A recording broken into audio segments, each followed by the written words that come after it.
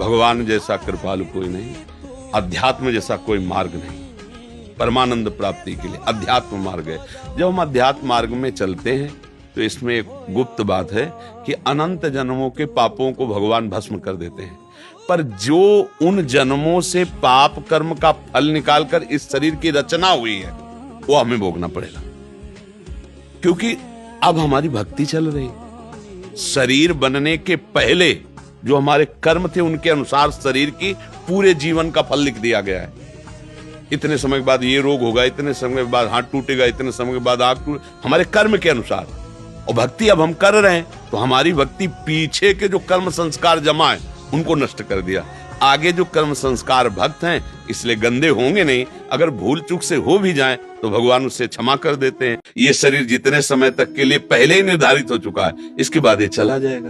भैया अगर विवेक से देखोगे तो भगवान की कृपा तुम्हें दिखाई देगी, अविवेक से देखोगे तो लगेगा भगवान के साथ हमने क्या बुरा किया जो उन्होंने हमारा छीन लिया। और भगवान स्पष्ट कह रहे हैं अवश्यमेव भोक्तव्यम कृतम कर्म शुभाशुभम, भोगना पड़ेगा तुम्हें जो तुम कर्म कर रहे हो। एक उपाय है, ऐसी शरणागति प्राप्त करो कि अहम भी समर्पित हो जाए तो सब भस्म हो जाएगा। बिना पाप कर्म नष्ट हुए भजन में रुचि नहीं होती। आगे पाप कर्म किया ना जाए और पीछे जो हो गए हैं भगवान नाम जप और हृदय में पश्चाताप के द्वारा उनको नष्ट कर दिया जाए तो हमारी भजन में रुचि हो जाएगी। पाप कर्म होते रहे, गंदा भोजन होता रहा, भजन में रुचि नहीं होती पक्का।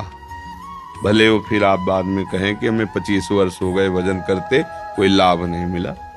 ये भजन मार्ग है, ये व्यवहार मार्ग नहीं है, ये पवित्र मार्ग है, सच्चिदानंद मार्ग है। जब तक संपूर्ण पाप राशि भस्म नहीं हो जाती तब तक भगवान का दर्शन नहीं होता, भगवत साक्षात्कार नहीं होता।